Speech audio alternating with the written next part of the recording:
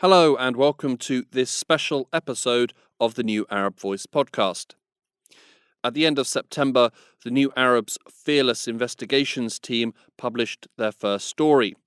For months they followed the trail of elephants snatched from their natural habitats in Namibia and whisked away to Emirati zoos.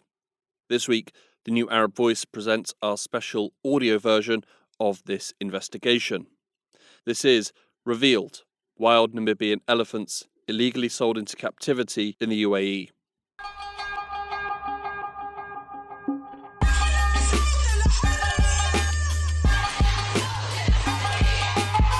Spanning over an area of 8 square kilometres, the recently opened Sharjah Safari Park in the United Arab Emirates claims to be the world's largest safari outside Africa.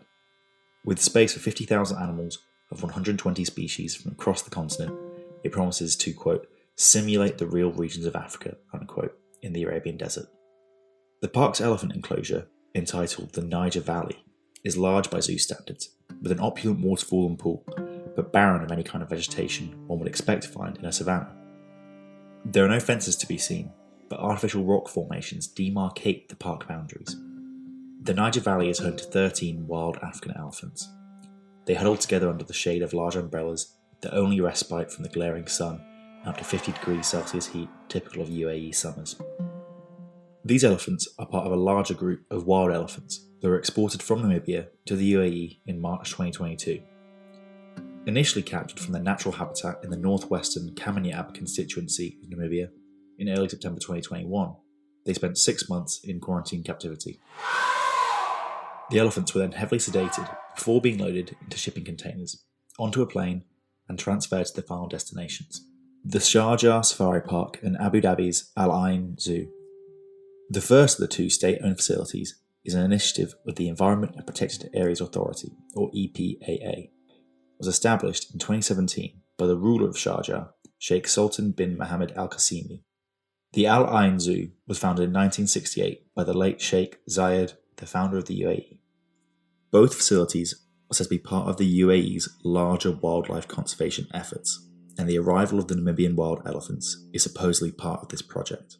In reality, the sale served primarily commercial purposes under a cover of conservation, and violated international guidelines that discourage the removal of wildlife from their natural habitat.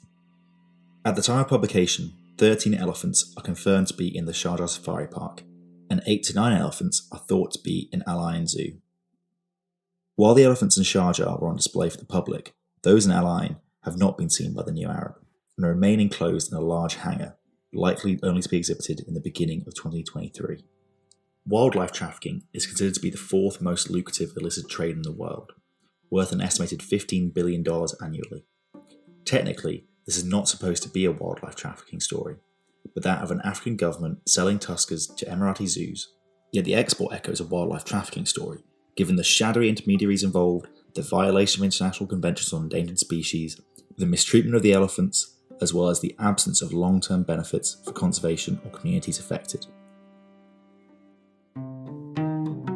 Namibia, a for-profit conservation model. Despite being praised by some for its exceptional conservation management policies, Namibia has recently relaxed restrictions on the hunting and sale of wild animals. The southern African nation is now one of the leading proponents of the sustainable utilisation of wildlife. The government's conservation model supports the commercial trade of wild animals and the products derived from them. Namibia, along with other countries in southern Africa, has been a long-time proponent of legalising the ivory trade. Adam Cruz, an environmental journalist who has conducted extensive research on Namibia's elephants, said, Wildlife must have a commercial value in order for it to be protected. They are firm believers in commercialising wildlife. On December 3rd, 2020, the Namibian government announced that it would auction off 170 problem elephants, with offers needed by January 29th, 2021. It was organised on short notice, announced only in a government publication, and took place over the main holiday period. In the tender, the ministry stated the requirements that entire family groups must be captured together using qualified professionals following all international guidelines. On February 15th, 2022, the ministry officially announced that 57 of the 170 elephants had been sold to successful bidders, 37 of which had already been paid for and captured, including the 22 that were destined for the UAE. The remaining 20 auctioned elephants were still roaming free, pending payment in full and the issuance of related export permits. They are expecting to generate 5.9 million Namibian dollars, or 326,000 US dollars, from the sale in total. Most of the profits were pocketed by intermediaries. According to media reports, South African game farmer Gary Odendaal, whose name was confirmed to be one of the successful bidders, paid 183,000 US dollars to the government for the capture of the 22 gentle giants. He had been hired by another South African dealer, Elske Burger, to handle the elephant capture and quarantine. For this, he was paid 950,000 US dollars. During the quarantine period, it's believed 2 calves were born. Burger then proceeded to handle the export to the Emirati zoos. She declined to respond to the New Arab's questions. The whole deal was reportedly worth around 2.76 million US dollars. Burger was also involved in the sale of Zimbabwean elephants to the Dubai Safari Park in 2018, according to the data released by the Zimbabwean government. Too many unruly elephants or a water problem? According to official government figures, as of 2019, Namibia has an elephant population of 24,000. However, conservationists and wildlife experts believe that the real number is much lower. Namibia is well known for its small and unique population of what are considered desert-adapted elephants, roaming the ephemeral river systems in the Kamiab constituency of Namibia. Explaining the reasoning that informed the decision to remove the elephants from Kamiab, Chief Public Relations Officer for the Ministry of Environment, Forestry and Tourism, Romeo Miunda, explains to the New Arab. We calculate in terms of the carrying capacity of the area against the current population that is there. The reason why the specific areas, Kamiab included, were selected is because there are too many elephants there.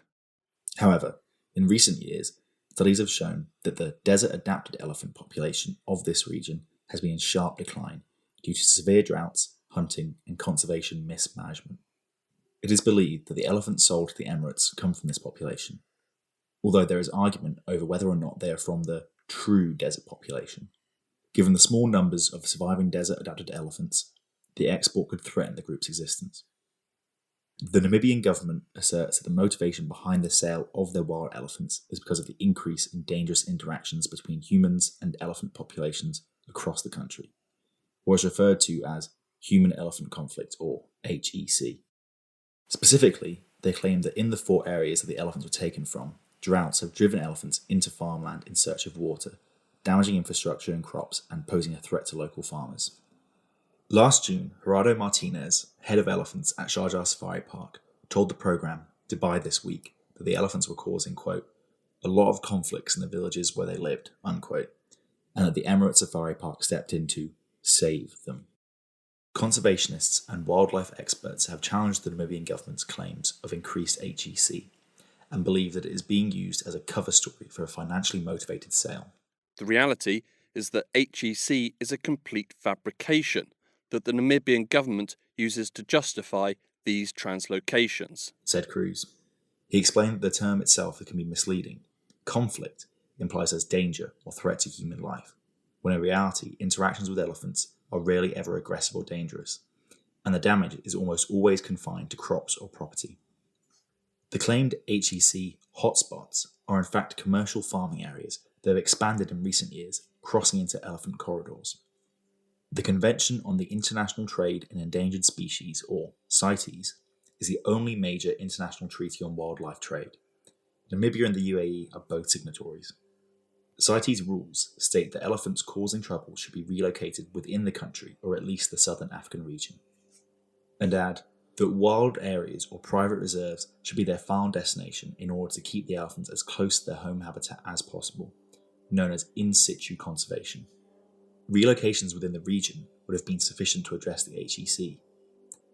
Gail Thompson, a consultant with Namibia's Chamber of Environment, said that for the UAE-bound Kamiab elephants, local relocations would have been the ministry's first choice. Although it wasn't a requirement, they had a strong preference to keep them in the country if there had been a lot of tenders, she said. But the requirement to take whole elephant herds drastically reduced the number of buyers able to comply with the terms. However, the New Arab was told that several offers had been made to the ministry to relocate the elephants within Namibia. Rob Roy Ramey and Laura McAllister Brown, US researchers heading the Namibian Desert Elephant Conservation Project have studied this population for decades. When the ministry launched the auction, they submitted a proposal to relocate the Kamniab problem population to enhance the gene pool of the Hurasab population further in the west, but they never heard back from the ministry. The New Arab also spoke with an NGO that had contacted the Namibian authorities at the time of the announcement of the auction and offered to assist with logistics and securing funding to translocate the elephants to areas in Namibia where populations had declined. A draft of the proposal was also shown to the New Arab. These offers were also not taken up, with the ministry claiming that the offers had come too late. In late July, the New Arab visited the communal farming areas of Kamniab to speak to farmers and other members of the community about their experiences with HEC and whether or not they wanted the elephants to be removed. Over the 32 interviews conducted, there were points that came up time and time again. Water scarcity is an issue, as too is HEC, but government inaction lies at the root of the problems. In the parched landscape, elephants are drawn to the large open-top concrete systems, known locally as dams, that farmers pump water into. While the elephants don't always cause damage when they drink from these dams, it does occur, frequently when they have calves in the herd. The older ones will just put their trunks in and drink, but once they are with the younger ones who can't reach, then they will pull out the pipe, said Michael Noateb from Farm Driehoek Pos Iem. When damage does happen, government support persistently fails to materialise.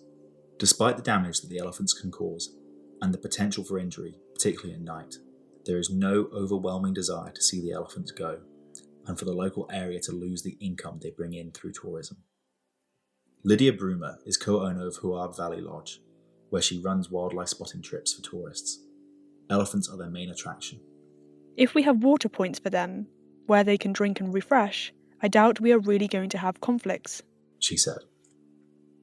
She also highlighted that elephants had stopped crossing into the lodge, with only one sighting of elephant tracks in 3 months. Brumer referred to human encroachment as the reason why elephants have become more nocturnal. Capture operations are likely to further discourage their appearance in the daylight. A portion of the money made from Namibia's wildlife goes into the Game Products Trust Fund, or GPTF, so that it can be spent on helping people in game areas live with wildlife. According to a Namibian Environment Ministry statement released on February 15th of this year, $243,400 from these elephant sales has already been paid into the GPTF. However, many of the farmers that the New Arab heard from say they don't currently receive any help from the government and have never heard of the GPTF. In the end, just 10% of the $2.76 million that was reportedly paid by the Emiratis for the elephants went to the Namibian government. Emirati zoos adamant on importing wild-caught elephants. The Sharjah Safari Park officially opened its doors in February 2022. However, plans and preparations to import wild African elephants go back at least a decade, long before the Namibian government announced its intentions to hold an auction. In May 2021, the New Arab spoke to a prominent UK-based zoo operator who said that many years ago he had had a conversation with an Emirati colleague in Sharjah, in which he was told that a very large hangar was being built to house elephants. The most obvious location for this would have been the Sharjah Safari Park. Sharjah's Environment and Protected Areas Authority began to convert their conservation area into a safari park in June 2016. Taking into account the planning stage and the fact that Sharjah only has African species in its collection, they likely had to plan the sourcing of the elephants 3 or 4 years before starting construction of the enclosure. When asked whether the UAE would have considered the impact of this import on the Namibian ecosystem, the former CEO of an Emirati safari park told the New Arab that the UAE authorities would have turned a blind eye to the status of the elephant population in Namibia, passing the responsibility to the zoos themselves to do any background check. As for Al Ain Zoo, they expressed interest in acquiring elephants as early as 2010. Official plans for African elephants date back to July 2019, though, when construction began on the zoo's $25 million elephant safari project, which promises a feeding experience that is unique to the GCC area. The beginning of construction of elephant housing facilities, long before the Namibian government announced its plans to sell the elephants, suggests that the UAE's demand for African elephants was already high. The owner of Magiri One Zoo, the company contracted to design the Sharjah Safari Park, is the Dutch national Cohen Brewer, who is also the former head of the European Association of Zoos and Aquaria, or EAZA. Cohen Brewer's design included the Niger Valley elephant enclosure in the park. He did not respond to requests for comment. Al Ain Zoo is accredited by EAZA, while the Sharjah Safari Park was reportedly hoping to become a member. While planning the acquisition of African elephants, the Emirati safari parks ignored the warnings of established zoo associations like EAZA and sidelined them in the decision-making process. Arne Lorenz, the EAZA ex situ program coordinator for elephants, told the New Arab that, around 2019, he had been approached by Mark Craig, the former Al Ain Zoo life science director, and that he had made absolutely clear that there are no imports from Africa with a breeding program. Lorenz explained that EAZA had imported African elephants in the past, but the breeding programs had not been successful. Mark Craig was not available to comment by the time of publication. Unlike African elephants, Asian elephants had been doing really well in EAZA facilities, according to Lorenz, to the extent that they had stopped breeding to avoid overpopulation. Lorenz had informally proposed to Craig the transfer of Asian elephants to the Emirati zoos, but was told that they only wanted to have African species. For Emirati rulers, the tourism-driven African theme of their wildlife parks apparently mattered more than the success of the breeding programs. And for this, the Emirati zoos were willing to pay a high price.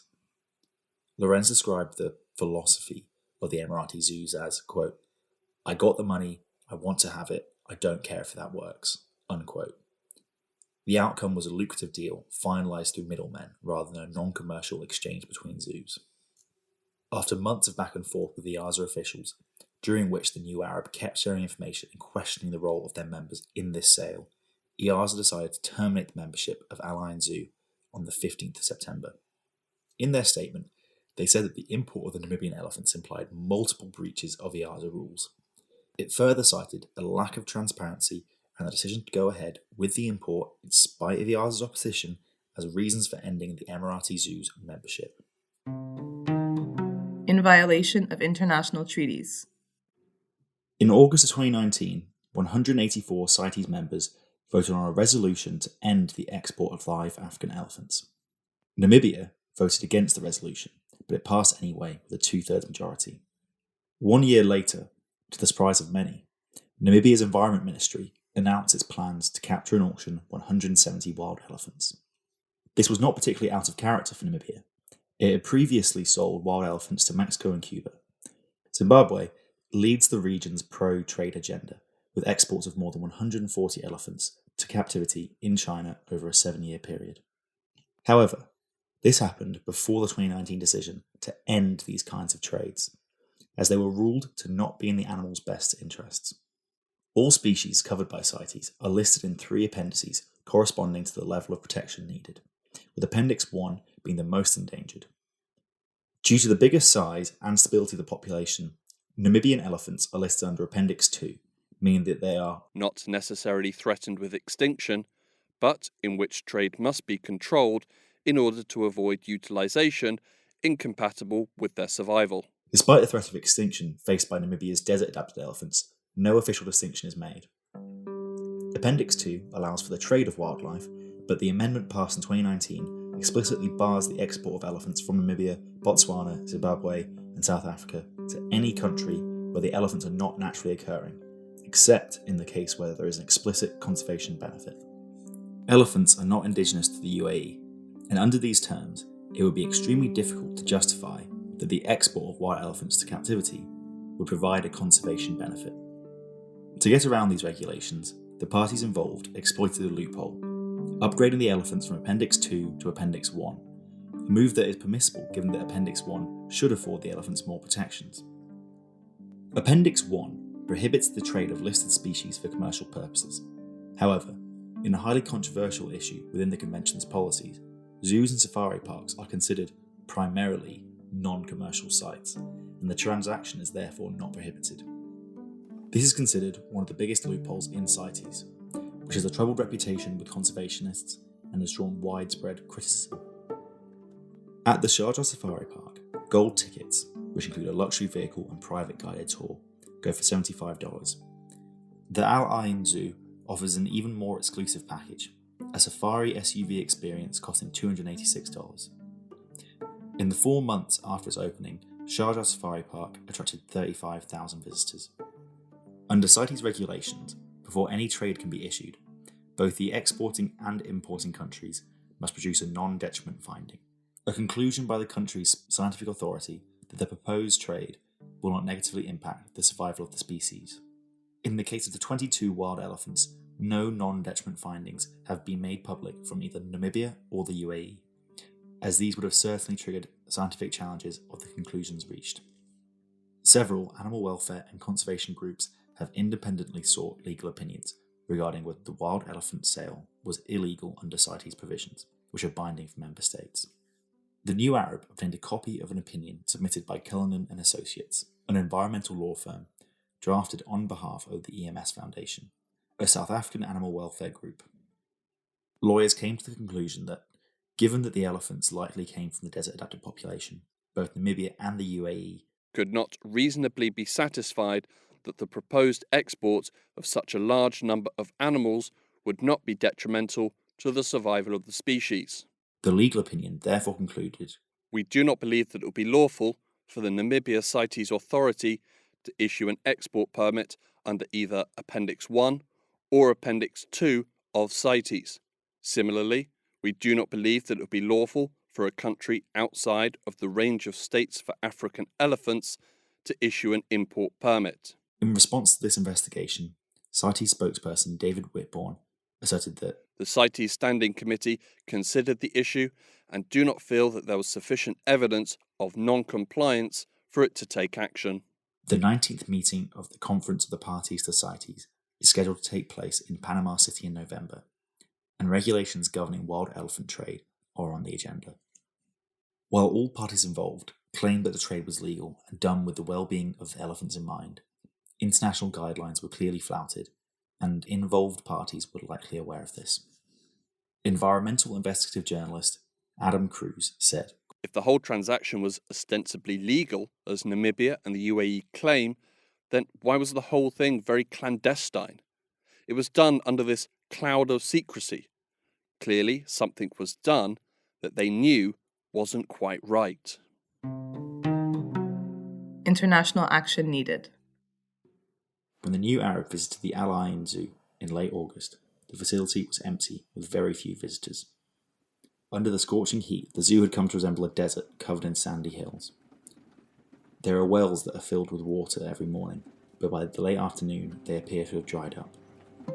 Driving around in the air-conditioned SUV, stopping to feed carrots to ostriches and giraffes, the animals, antelopes, zebras, rhinos and lions, appear to be panting, congregating and hiding from the heat under the shade. Once they are on display, these are the conditions the Namibian wild elephants will encounter. To enclose an elephant in anything beyond its natural range is total cruelty, especially if it's grown up in the wild, said Adam Cruz.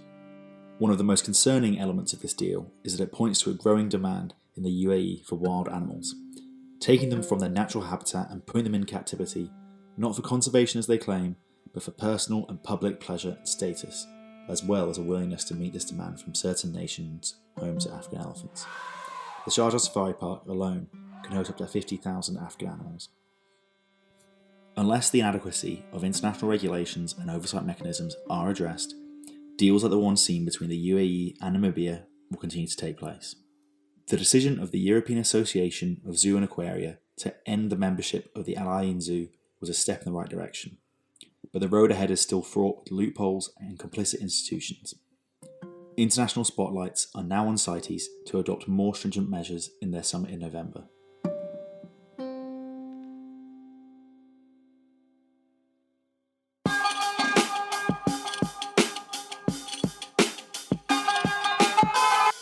Research and writing for this investigation was done by Andrea Gelotti, Ed Caron, Nadine Talat, John Grobler, and Tabitha Sanders, with additional contributions from Matteo Mazzolini.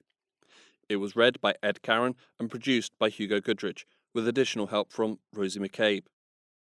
To read the article in full, head over to the New Arab's website, where you can find additional pictures, videos, and documents. A link to the article can be found in the show notes. The New Arab Voice will be back next week. Until then, you can find all our previous episodes on all major podcast platforms. You can also check out our Instagram page and Twitter account, both at The New Arab Voice, for additional content. You can subscribe to the podcast so you never miss an episode, and you can also rate and review, which helps us spread the word. Don't forget to follow The New Arab on Facebook, Twitter and Instagram for all the latest news from the region.